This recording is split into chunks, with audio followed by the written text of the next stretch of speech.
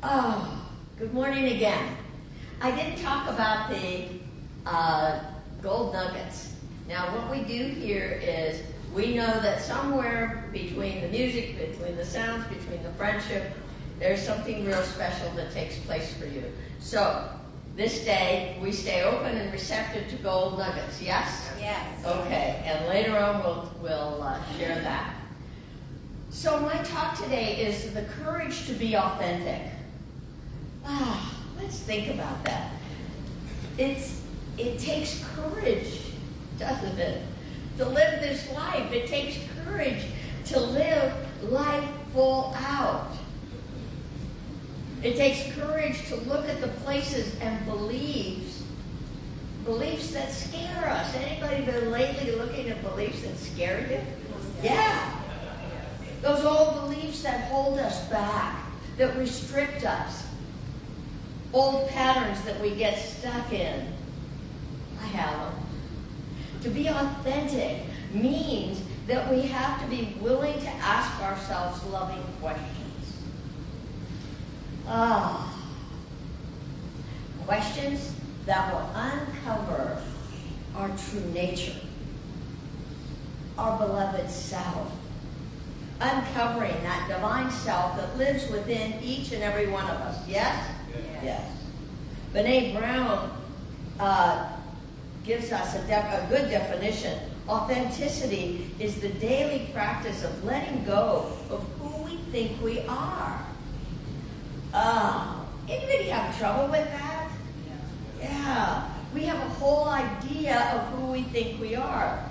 Cultivating authenticity is about becoming something more.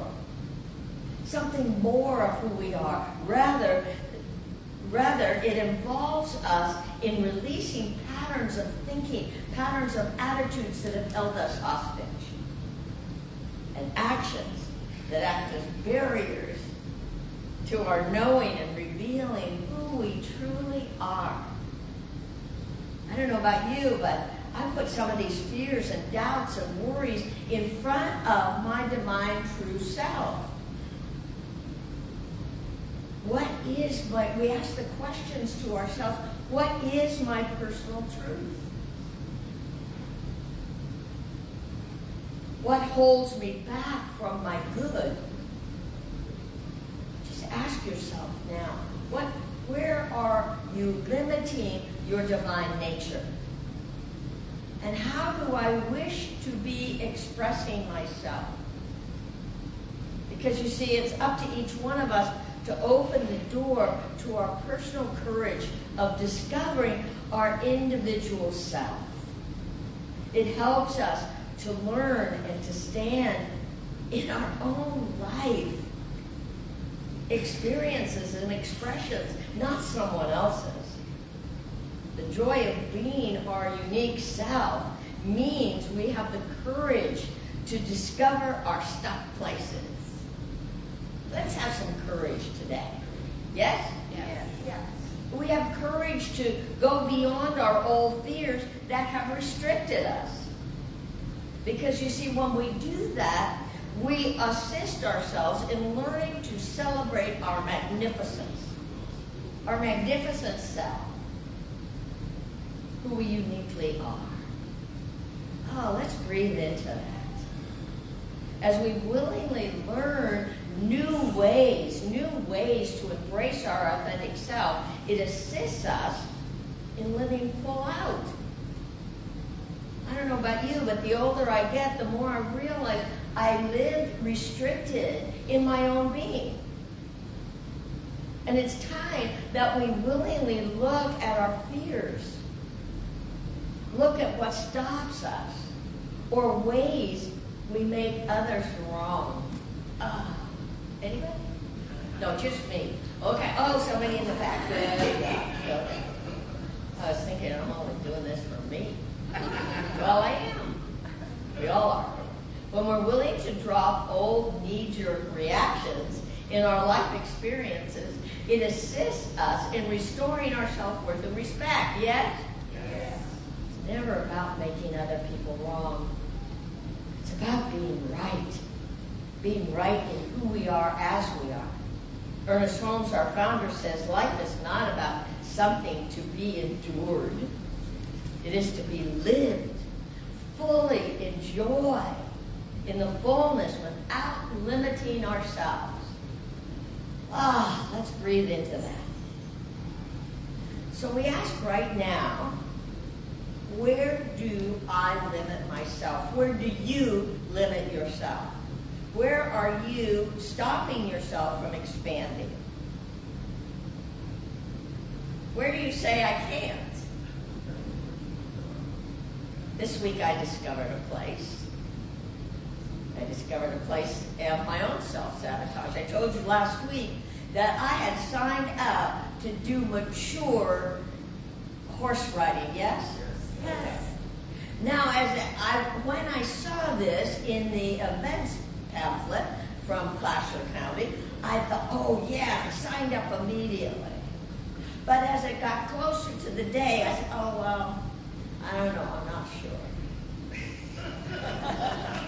I'm going to go get on a horse. I realized, when was the last time I was on a horse? 12, 13? Few years. Thank God they didn't ask me. So, now I came up with all of these excuses. Well, I have other things I really need to do. All of a sudden, cleaning the refrigerator looked really good. So then I decided in that moment, I said, Maggie, this is what you really wanted to do. Are you really going to just skate? Besides, you've already spent the money, which I do have a habit of doing, and then, So I sat with myself, and I said, okay, tell me what you're afraid of. Tell me what's going on for you. And I allowed all of this stuff to come up. Now, I'm telling you this because it was a really great process for me. I allowed that old story that I told myself, but then I also heard my mother's voice, I heard my sister's voices, all those things, and I thought, wow, I thought for sure I'd let that stuff go.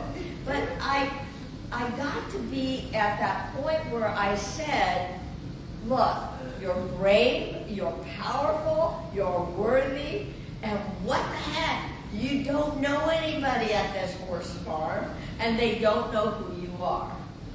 So if you go there and make a mistake and you start swearing, it's okay.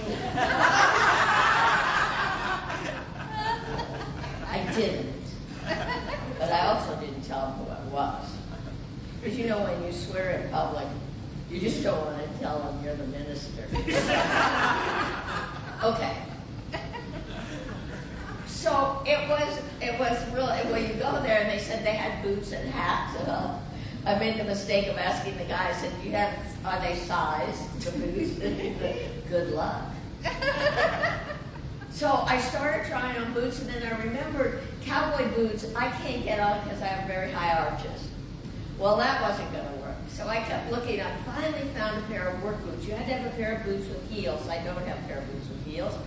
And so I found a pair, but they were a little bit small, so my toes were really cramped. But I'm powerful, right? I'm worthy. I'm going to go ahead and do this because I'm brave. And so I met this really cute little girl.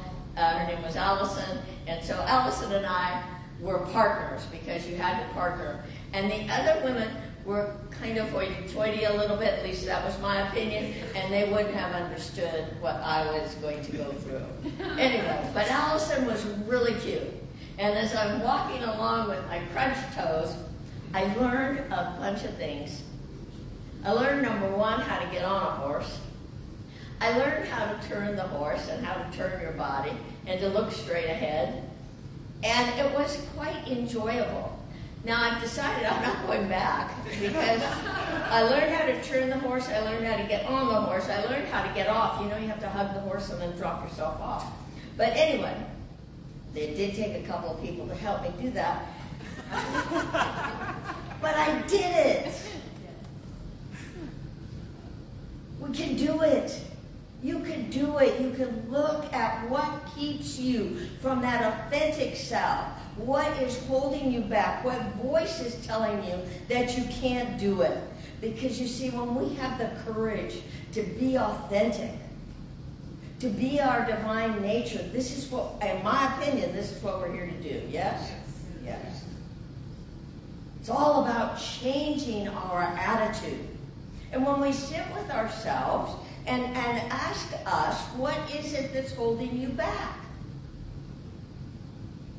We get to redefine our beliefs and learning a greater way of self-love. I am so proud I did it.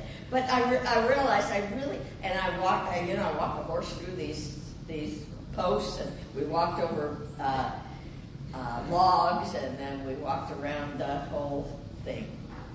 I did good. But that's not really what I wanted to do with a horse. I really want to go out in the country. And my dream is to take a horseback riding in Bodega Bay, where they take you down to the ocean and the beach. But now I know how to get on, I know how to get off, and I know how to steer the horse.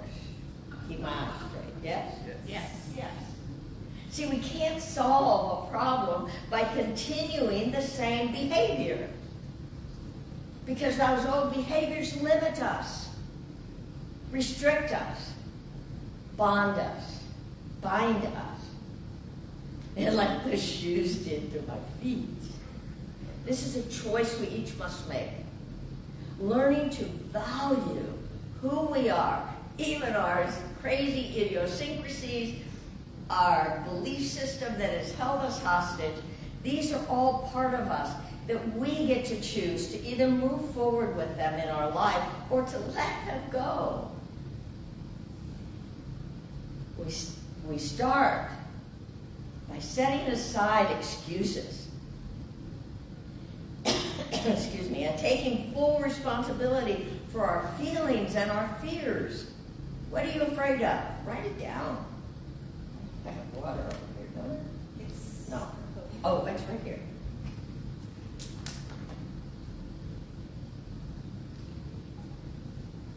Right now, let come to your mind what you're afraid of, or what you're holding back from doing. What's your fear on that? Be with it. Write it down. You don't have to tell anybody. You don't have to share. So let's take a look at what's blocking us. Because what blocks us has great value to our freedom. Being willing to unpack our old beliefs is so beneficial. Life presents to each one of us opportunities to grow. Opportunities to advance who we are in this game and adventure called life. I believe that's what we're here for. We're here to challenge ourselves. We're here to move beyond old limits and old ideas and old beliefs that maybe somebody else said about us, yeah? We are each naturally endowed with a power beyond our conscious realization. You have more power in you than you have ever totally, completely embraced. Yes? Yes. The journey we are on is to discover our true self. That part of us that we said, I can't do it. I'm not good enough. Our true nature daily, as we walk through this sacred path, this sacred journey of life, where we either affirm our God presence or we deny it. If we're in fear, if we're in worry, we're denying that spirit of life that lives within us. You can do that. I've done it. The choice is yours. The choice is mine. We can learn to use our mistakes as blessings. We can learn to use what we have continuously said to ourselves as opportunities to make different choices. Learn to trust this journey and to be open to inspiration and greater ways to love and and love and respect who we are. Are you willing to do that? Yeah. It's a lot of fun, even though you walk in the mud with a horse. Now, I found this in the magazine AARP, and I liked it so much I made copies on the side table if you'd like it. And it's from the gal who played Roma Downey. She played the, was it the Angel? Yes, okay. And she came up with these 8 life lessons. And I love them. She goes to an explanation. I won't give those to you. But number 1, she says, grow from grief. 2, don't postpone joy. 3, believe in fate. 4, find a family.